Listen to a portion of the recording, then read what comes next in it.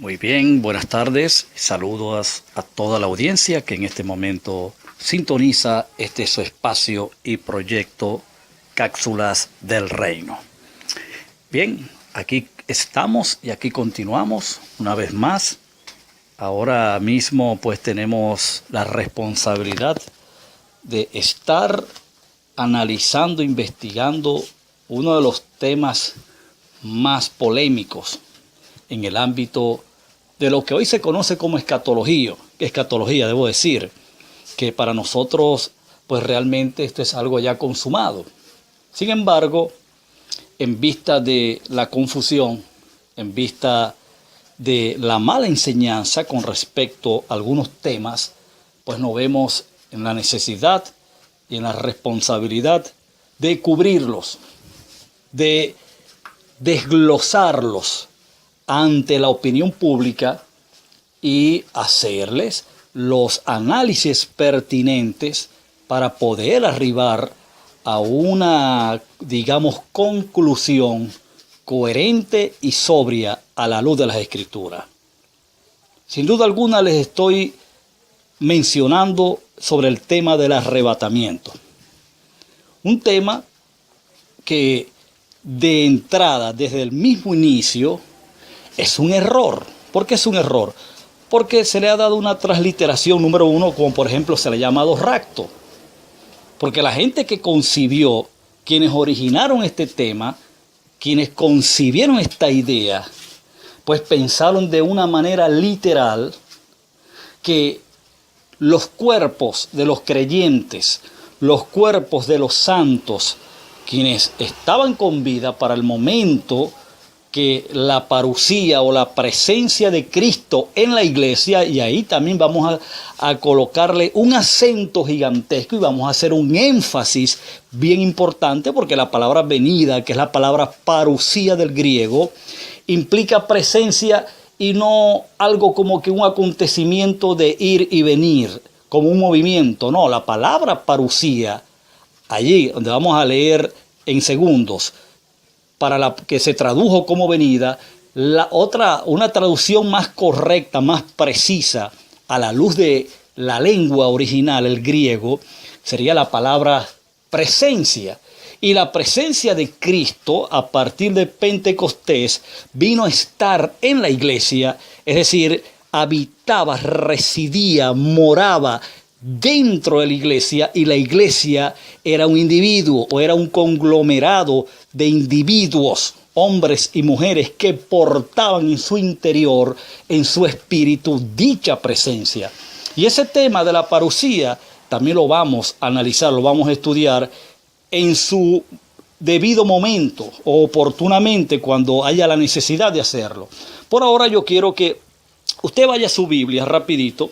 Vamos a leer en la carta a los tesalonicenses, que es digamos, los pasajes que se utilizan para hablar de este tema del supuesto rapto, en el capítulo 4, y vamos a leer desde el versículo 13 en adelante. Fíjate, tampoco queremos, hermanos, dice Pablo, que ignoréis acerca de los que duermen, para que no os entristezcáis como los otros que no tienen esperanza. Porque si creemos que Jesús murió y resucitó, así también traerá Dios con Jesús a los que durmieron en él. Muy importante esa expresión, en él. Verso 15. Por lo cual os decimos esto en palabra del Señor, que nosotros que vivimos, que habremos quedado, es decir, los que quedaban en vida física, hasta la presencia de Cristo, o vamos a parafrasear, hasta que esta presencia se manifestase, porque esa presencia estaba en la iglesia con el objeto o la misión de manifestarse por medio de la iglesia. Por eso es que dice hasta la presencia del Señor, ahí traducido erróneamente como venida. No precederemos a los que durmieron, verso 16, porque el Señor mismo con voz de mando, con voz de arcángel y con trompeta de Dios descenderá del cielo, y los muertos en Cristo resucitarán primero. Luego nosotros los que vivimos, los que hayamos quedado, y ahí la palabra los que vivimos está haciendo referencia a la vida física, a la vida del cuerpo. los que hayamos quedado, seremos arrebatados juntamente con ellos en las nubes para recibir al Señor en el aire, y así estaremos siempre con el Señor. Muy bien. Lo primero que quiero hacer en esta oportunidad, una vez de que hemos mencionado estos personajes en la cápsula número 1, hoy estamos cubriendo la cápsula número 2 del tema ¿qué es el arrebatamiento bíblico? Ese es el título que le hemos dado a este tema. ¿Qué es el arrebatamiento bíblico? Y lo hemos trazado como una pregunta, porque queremos responderlo, queremos abordarlo de esa manera. Ahora, en la cápsula número 1 mencionamos unos personajes bien importantes que fueron quienes originaron el tema del arrebatamiento o erróneamente llamado rapto. En esta segunda cápsula veremos el fundamento bíblico que ellos utilizaron para poder fundamentar este tema. Y antes de revisarlo, yo quisiera expresar algo, o sea, algo más bien importante con respecto a estos personajes. Y es que antes de que Francisco Rivera, el sacerdote católico jesuita, escribiera su libro, su literatura, su obra literaria llamada El retorno de Cristo en gloria, la venida de Cristo en gloria, las generaciones que sucedieron jamás escucharon sobre tal tema. Fue en 1830 cuando entonces este libro comienza a difundirse. No quiero entrar en los detalles. Usted puede consultar a estos personajes en las lexicopedias y ver, pues en la Wikipedia, debo decir, y ver toda su literatura y ver cómo se originó todo esto.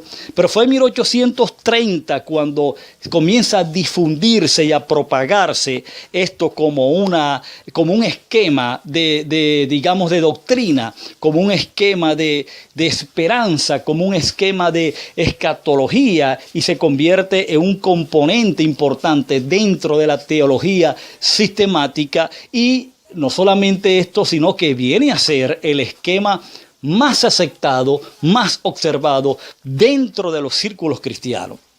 Ahora fíjate, de inicio, como lo dije minutos atrás, es un error porque Pablo en estas escrituras que acabamos de mencionar, que acabamos de leer, en ningún momento él está hablando de un rapto.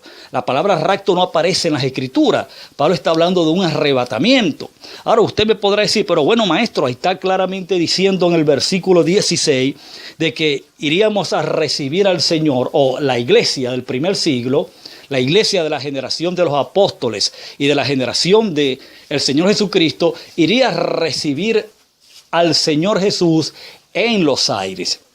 Ahora bien, yo quiero responder brevemente esta pregunta. La Biblia es un poema. La Biblia es rica en lenguaje figurado. De hecho, hay un lenguaje que los que hoy conocemos como ministros, apóstoles, profetas, evangelistas, pastores y maestros, obvian, pasan por alto, lo pasan por debajo de la mesa. Y es el lenguaje corporativo que existe en las cartas paulinas. La no comprensión de este lenguaje, el no estar familiarizado con este lenguaje, por supuesto que repercutirá en conclusiones erróneas en quienes analizan las cartas paulinas.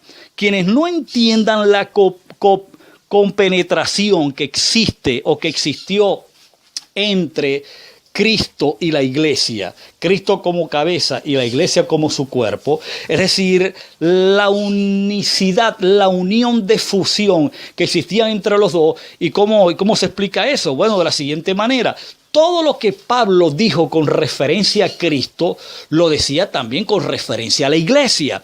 Todo lo que Pablo mencionaba en relación con la iglesia, lo hacía también en relación a Cristo, porque era una unidad inquebrantable, era una unidad indisoluble. Y si usted no está familiarizado con este lenguaje, por supuesto que todo el análisis que usted haga, con todo el respeto que usted se merece, esto va a redundar o va a arribar posiblemente en una conclusión errónea, como en el caso de este tema y de este título con respecto a ese tema como lo es el rapto. Ahora fíjate, yo quiero analizar en los minutos que me quedan, yo quiero analizar los pasajes donde este tema en cuestión fue, digamos, fundamentado, y para ello yo quiero que te muevas, por favor, que en tu Biblia, si tienes el tiempo y la tienes a mano, revises juntamente conmigo en el capítulo 24. Capítulo 24, versículo 37 en adelante, y vamos a leerlo y posteriormente hacer una exégesis, un análisis sencillo, un análisis elemental que te darás cuenta rápidamente que no tiene absolutamente nada que ver lo que estos pasajes están diciendo, que ellos usan como fundamento a lo que Pablo dijo en 1 Tesalonicenses capítulo 4, verso 13 al 17. Observa, el versículo 37 del capítulo 4 de Mateo en adelante. Mira cómo dice el pasaje, muy interesante esto. Dice así: mas como en los días de Noé, así será la venida del Hijo del Hombre. Observen que dice como en los días de Noé, así será la venida del Hijo del Hombre. Muy importante observar eso. Verso 38. Porque como en los días antes del diluvio, estaban comiendo y bebiendo, casándose y dándose en casamiento, hasta el día en que Noé entró en el arca, y no entendieron hasta que vino el diluvio y se los llevó a todos. Ahora la pregunta es, y se los llevó a todos. La primera pregunta que nos hacemos, ¿quiénes son todos allí? Porque hasta el momento antes del diluvio estaban todos en la tierra. Número uno, estaba Noé con sus hijos y sus mujeres, y estaban quienes se embriagaban, quienes se daban en casamiento y se casaban, o practicaban orgía, o todo lo que usted le quiera agregar, pero estaban todos ahí. Hasta que Noé, es decir, el diluvio antes, hasta que Noé entró en el arca y vino el diluvio y se los llevó. ¿A quién se llevó? ¿A los justos o a los injustos? ¿A quién se llevó? ¿A los buenos o a los malos? Para usar una manera de clasificarlo. Por supuesto que el diluvio se llevó ¿a quién? ¿A quién se llevó el diluvio? A los malos. A quienes estaban altercando con Noé, a quienes estaban criticando a Noé de anunciarles acerca de un diluvio, a quienes comenzaban a practicar el pecado en presencia de Noé y de todos sus hijos.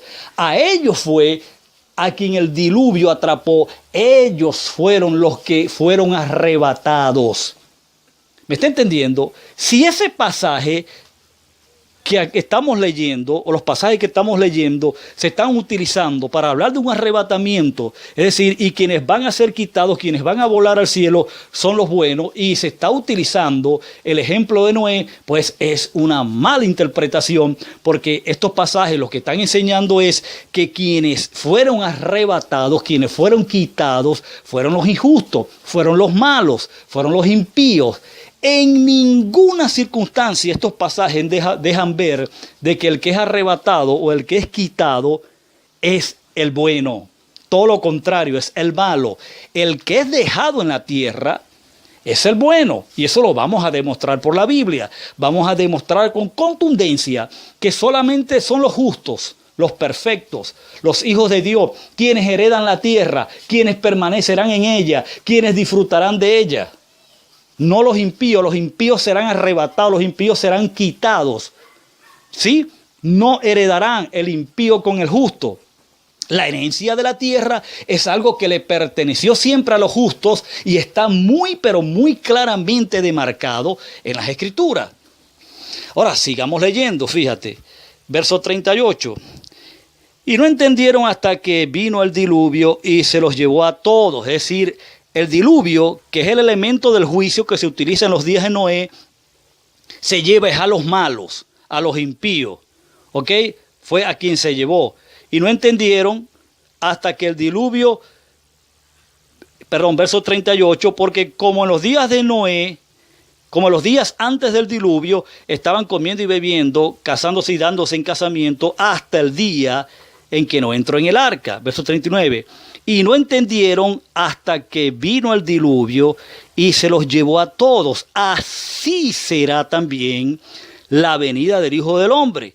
Fíjate, así será. Es decir, el juicio del diluvio, que es lo que se está poniendo allí en paralelo con el día del Señor, con la venida del Señor, que era también en juicio, dice, así también, en el verso 40, o en el mismo verso 39, dice, y no entendieron hasta que vino el diluvio y se los llevó a todos. Así será también la venida en el Hijo del Hombre. ¿Cómo? La venida del Hijo del Hombre, ¿cómo? Verso 40. Entonces estarán dos en el campo. El uno será tomado. ¿Quién es el que va a ser tomado? ¿Cómo fue en los días de Noé? ¿Quiénes fueron los que el diluvio se llevó o arrebató? A los malos. Aquí está diciendo lo mismo. Observa que dice que de la misma manera como iba a ocurrir en los días de Noé, entonces estarán dos en el campo. El uno será tomado y el otro será dejado. ¿Quiénes eran tomados? Eran tomados los pecadores, los injustos, los impíos. Eran quien eran tomados. De manera que ya se me terminó el tiempo, será para la próxima que continuemos. Pero fíjate que este fundamento para soportar el supuesto rapto o arrebatamiento está totalmente descontextualizado. O sea, diametralmente opuesto a lo que el arrebatamiento que Pablo menciona en Tesalonicenses está diciendo. Entonces no es algo saludable. Por eso le invito a que en la próxima cápsula esté pendiente para seguir analizando estos temas. Así que muchas gracias y continúe siendo bendecido. Será hasta la próxima.